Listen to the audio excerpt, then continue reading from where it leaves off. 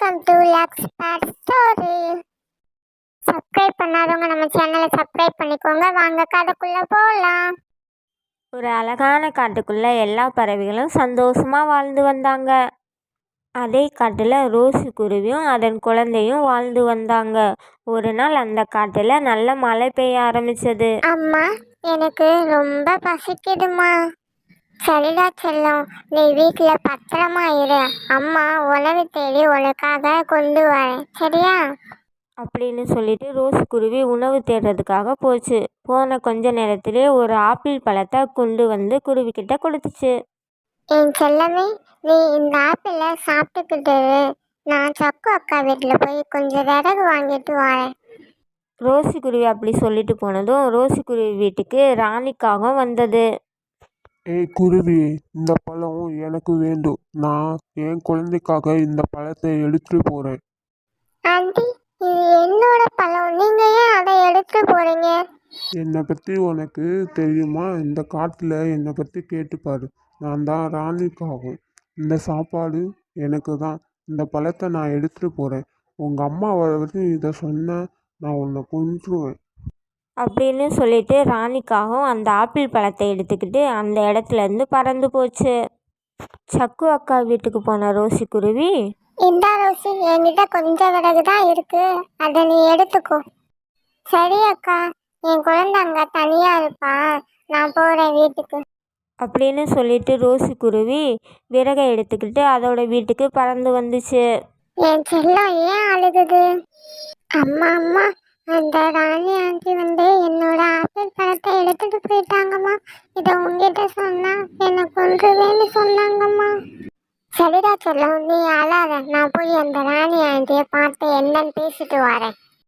அப்படின்னு சொல்லிட்டு ரோசி குருவி ராணிக்காகத்தோட வீட்டுக்கு பறந்து போச்சு. நல்லா சாப்பிடு தங்கம். நான் இந்த ஆப்பிளை அந்த ரோசி குருவியோட குழந்தைகிட்ட இருந்து தான் வாங்கிட்டு வந்தேன். நீ நல்லா சாப்பிடு. அம்மா, அந்த ரோசி குருவியை பற்றி உங்களுக்கு பயம் இல்லையாம்மா? நீங்கள் அவங்க குழந்தைகிட்ட இருந்து ஆப்பிளை எடுத்துட்டு வந்திருக்கீங்க. தங்கம், அவங்க நம்மளை விட ரொம்ப பலவீனமான பறவைங்க. அவங்களால நம்மளை ஒன்றுமே பண்ண முடியாது. இதையெல்லாம் வெளியிருந்து கேட்ட ரோசி குருவி ராணிக்காகத்தை பார்த்து இப்படி சொன்னது. ஆமா ராணிக்காகமே, நாங்க உங்களை விட பலவீனமான பறவைங்க தான். ஆனா உங்களை மாதிரி அடுத்தவங்க கிட்ட இருந்து உணவை புடிங்கி சாப்பிட மாட்டோம். நாங்க உழைச்சி நாங்க சாப்பிடுவோம், உங்களை மாதிரி கிடையாது. என்ன குருவி, உன் குழந்தை நடந்த எல்லாத்தையும் சொல்லிருச்சா? என் பையன் அந்த ஆப்பிள் பழத்தை சாப்பிட்டுட்டான். நீ கிளம்பி போ. ஏய் காகமே, உனக்கு கொஞ்சம் கூட வெக்கமா இல்ல? உன் பையனுக்கு ஃபர்ஸ்டா நீ உணவை தேடி கண்டுபிடிச்சு உன் பையனுக்கு கொடு. அதை விட்டுட்டு என்னோட குழந்தைகிட்ட இருந்து வாங்கி வந்து கொடுத்துருக்க. உனக்கு வெக்கமாவே இல்லையா? ரொம்ப மோசமான பறவைகளா இருக்கீங்க காகங்களா. அப்படின்னு ரோசி குருவி கோவமாக சொல்லிட்டு வெளியே பறந்து போனது. அப்படின்னு ரோசி குருவி சொல்லிட்டு போனதை கேட்ட ராணிக்காகத்துக்கு ரொம்ப கோவம் வந்துச்சு. அதே சமயம் காலுக்காக வீட்டுக்கு வந்தது. என்ன ராணி, நீ இவ்வளோ கோவமா இருக்க? நீ இவ்வளோ கோவமா இருந்து நான் பார்த்ததே இல்லையே. அப்பா அப்பா, அந்த ரோசி குருவி ஆண்டி அம்மாவை ரொம்ப கேவலமா திட்டாங்கப்பா. அதனால தான் அம்மா ரொம்ப கோவமா இருக்காங்கப்பா. ஆமா காலு, நம்ம அந்த ரோசி குருவியை ஏதாவது பண்ணணும். ஏதாவது பண்ணுங்க. எனக்கு அவ்வளோ கோவம் இருக்கு. அது என்ன ரொம்ப கேவலமா பேசிடுச்சு. சரி ராணி, நீ சொல்லி நான் பண்ணாமல் இருப்பேன்னா, வா நம்ம 2 பேரும் ரோசி குருவி வீட்டுக்கு போய் அது என்ன பண்ணுதுன்னு பார்த்துட்டு ஏதாவது பண்ணலாமான்னு பார்த்துட்டு வரலாம். அதே சமயம் ரோசி குருவி உணவு தேடுறதுக்காக தன்னோட குழந்தைய கூப்பிட்டுக்கிட்டு வெளியே போயிருந்தது. ராணிக்காகவும் கூரிக்காகவும் ரோசி குருவி வீட்டுக்கு வந்தாங்க. ரோசி குருவி வீட்டை பார்த்ததும் ரோசி குருவி வீட்டை தள்ளி விட்டு உடைச்சிட்டாங்க. காலு, எனக்கு இப்போதான் காலு ரொம்ப சந்தோஷமா இருக்கு. வா காலு, நம்ம அந்த ரோசி குருவி வர்றதுக்குள்ள வீட்டுக்கு போயிடலாம். அப்படின்னு சொல்லிட்டு ராணிக்காகவும் கோரிக்காகவும் அவங்க வீட்டுக்கு பறந்து போயிட்டாங்க. இதெல்லாம் எதுவுமே தெரியாத குருவி தன் குழந்தைக்கு உணவை தேடி கொடுத்துட்டு அதுவும் கொஞ்சம் உணவை எடுத்துக்கிட்டு வீட்டுக்கு பறந்து வந்துச்சு. தன்னோட வீடு உடஞ்சி போனதை பார்த்ததும் ரோசி குருவி ரொம்ப அழுதது. ஐயோ, இப்ப நான் என்ன பண்ணுவேன்? வீடு இப்படி உடைஞ்சு போச்சு. என் குழந்தைய இந்த மழையில நான் எப்படி வைப்பேன்? மழை வேற வரப்போகுதே. நான் இப்போ என்ன செய்வேன்? அப்படின்னு ரோசிக்குருவி யோசிச்சுட்டு இருக்கும்போதே மழை வர ஆரம்பிச்சது. ஐயோ, மழை வந்துடுச்சு. நான் என் குழந்தைய வச்சுக்கிட்டு நான் இப்போ எங்கே போவேன்? அப்படி யோசிச்சுக்கிட்டே ரோசிக்குருவி தன்னோட குழந்தைய தூக்கிட்டு அங்கேருந்து வேற காட்டுக்கு பறந்து போச்சு. ரொம்ப தூரம் பறந்து போச்சு. போகிற வழியில் ஒரு பாம்பு ரோசிக்குருவியை கூப்பிட்டுச்சு. ஏய் குருவியே, இங்க பாரு, என்ன பாரு, இங்க வா. குருவியே, இந்த கல்லை நகர்த்தி என்னை கொஞ்சம் காப்பாத்து, மலையில கல் என்னோட மேலே விழுந்துருச்சு. பாம்பு அப்படி சொன்னதும் குருவி கல்லை எடுத்துட்டு அந்த பாம்பை காப்பாத்துச்சு. உடனே அந்த பாம்பு ராகினியாக மாறிடுச்சு. நாகதேவதையே, நீங்களா? என்னால் நம்பவே முடியலையே. ஆமாம் குருவியே, நான் தான். நான் கூப்பிட்டதும் எனக்கு வந்து உதவி செஞ்சியே, உனக்கு ரொம்ப நன்றி குருவியே. நீ என் உயிரவே காப்பாத்திருக்க. உனக்கு என்ன வேணும்னு கேளு.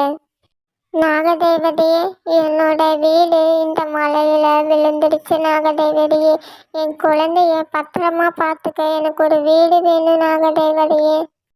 ரோசிக்குருவி அப்படி கேட்டதும் நாகதேவதை ஒரு காளான் வீட்டை வர வச்சது. குருவியே, இந்த வீட்டை நீ வச்சுக்கோ. இந்த வீடு மழை காற்று எதுலேயும் அடிபடாம உன்னை நல்லா பாதுகாக்கும். என் உயிரை காப்பாற்றுறதுக்காக நான் உனக்கு கொடுக்கக்கூடிய பரிசு. ரொம்ப நன்றி நாகதேவதையே. குருவி அப்படி சொன்னதும் நாகதேவதை அங்கேருந்து மறைஞ்சு போயிட்டாங்க. நாகதேவதை கொடுத்த வீட்டில் ரோசிக்குருவியும் அதோட குழந்தையும் ரொம்ப சந்தோஷமாக சிரிச்சுட்டே வாழ்ந்தாங்க. அதே சமயம் மலையை ரசிச்சுக்கிட்டே இருந்தாங்க. அதே சமயம் ராணி இப்படி பேசிகிட்டு இருந்தது அவங்க வீட்டில்.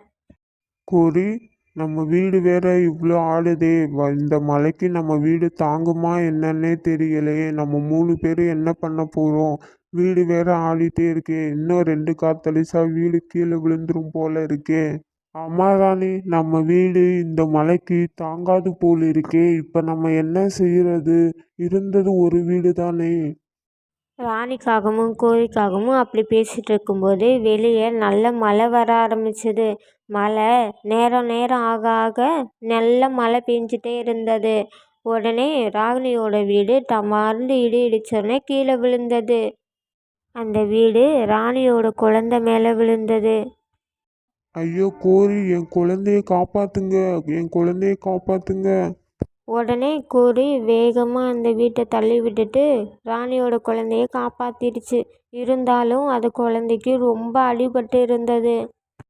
கோரி, நம்மளுக்கு மட்டும் ஏன் இப்படி தப்பா நடக்குது? என் குழந்தைக்கு ரொம்ப அடிபட்டுச்சு. மழை வேற ரொம்ப அதிகமா வர ஆரம்பிச்சது. நம்ம 2 பேரும் குழந்தைய கூட்டிட்டு வேற காட்டுக்கு போகலாம் கோரி. அப்படின்னு சொல்லிட்டு கோழியும் ராணியும் தன்னோட குழந்தைய தூக்கிட்டு அங்கேருந்து வேற காட்டுக்கு வந்தாங்க. கோரி, இந்த மலையில என்னால ரொம்ப தூரம் பறக்க முடியல. பக்கத்துல ஏதாவது குருவிங்களோட வீடு இருக்கான்னு பாருங்க. அப்படி சொன்னதும் ஒரு தூரமாக ஒரு காளான் வீடு ராணிக்காகத்துக்கு தெரிஞ்சது. ராணிக்காகவும் கோழிக்காகவும் அந்த காளான் வீட்டை வெளியே இருந்து தட்டுனாங்க. உடனே ரோசிக்குருவி வெளியே வந்தது. ரோசி, நீயா? நாங்க உனக்கு செஞ்ச துரோகத்துக்கு தான் எங்களுக்கு இப்படியெல்லாம் நடந்தது. என் பையனுக்கு ரொம்ப அடிபட்டுச்சு. எங்களோட வீடு மலையில தாங்காம கீழே விழுந்து உடைஞ்சு போச்சு. எங்களை மன்னிச்சிரு ரோசி. உன் வீட்டை நாங்கள் தான் கீழே தள்ளி விட்டு உடைச்சோம். அதனால தான் கடவுள் எங்களுக்கு இவ்வளோ பெரிய தண்டனையை கொடுத்துட்டான். எங்களை மன்னிச்சிரு ரோசி. நீங்க மன்னிப்பு கேட்டுட்டே போதும் அக்கா. ரொம்ப மழை வருது. நீங்க வீட்டுக்குள்ள வாங்க 3 பேரும். ரோசி, நாங்கள் உனக்கு எவ்வளவு கெடுதலை செஞ்சுருக்கோம். இருந்தாலும் நீ எங்களை உங்கள் வீட்டுக்குள்ளே கூப்பிட்டு ரொம்ப நல்லது செஞ்சுருக்க. என்னோட குழந்தையும் நான் உன்ன மாதிரி வளர்க்கணும். என்னோட குழந்தை உன்ன மாதிரி இருக்கணும். குழந்தைங்களா, இந்த கதையிலேருந்து நம்ம என்ன தெரிஞ்சுக்கிறோம்னா, யாருக்கும் எந்த கெடுதலும் நினைக்கக்கூடாது. அப்படி நினைச்சா அது நமக்கே திரும்ப கிடைக்கும். இந்த கதை உங்களுக்கு பிடிச்சிருந்தா நம்ம சேனலை சப்ஸ்கிரைப் பண்ணிக்கோங்க, லைக் பண்ணிக்கோங்க. இந்த கதை உங்களுக்கு பிடிச்சிருந்தா சப்ஸ்கிரைப் பண்ணுங்க, லைக் பண்ணுங்க, ஷேர் பண்ணுங்க.